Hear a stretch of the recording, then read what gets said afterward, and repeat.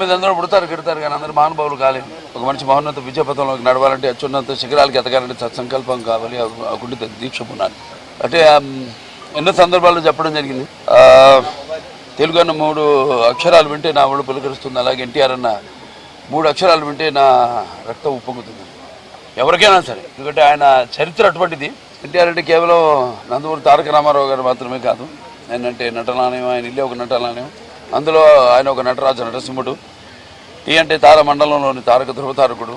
Are అంటే రాజర్షి రారాజు, రాజకీయ దురంధర యుగంధరుడు, రమణీయ రమ్య కమనీయ సౌమ్య గుణధాముడు. ఆయన అందరి గుండెల్లో నిండుగా మెండుగా ఉండి నేను ఎప్పుడు మీకు అండగా ఉంటానని చెప్పి సినిమాల నుంచి అటు రాజకీయాల్లోకి వచ్చి ఒక సంచలనం సృష్టించి తెలుగుదేశం పార్టీని స్థాపించి ఇవాళే కాదు, సూర్యచంద్రుడు ఉన్నంత వరకు, మన తెలుగు జాతి ఉన్నంత వరకు ఆయన అందరికీ ఆరాధ్యుడు. మరి ఆయన ఈ యొక్క ప్రస్థానం చూసుకుంటే అందరికీ ఎంతో, అంటే ముఖ్యంగా పార్టీకే కాదు అటు ప్రతి ఒక్కరికి, అంటే కుల మతాల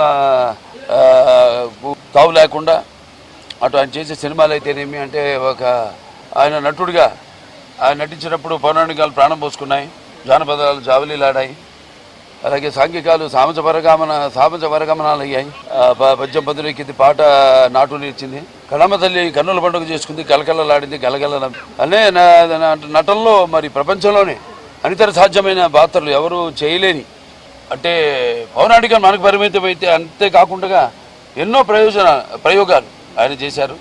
అలాగే నటనలో ఆయన ఒక నటధీశాలి, అలాగే నటనలో ప్రయోగాలు చేసిన ఒక నటనాచార్యుడు. అలాగే చేసిన ప్రతి పాత్రను కూడా పరకాయ ప్రవేశం చేసి అణువణువులు నింపుకుని ఆ పాత్రలకు ప్రాణం పోసిన మహానుభావుడు నందమూరి తారక రామారావు. అటువంటి నటుడు ఎటు చూసినా ఎటు వెతికినా కూడా ఎక్కడా మనకి కనిపించాడు.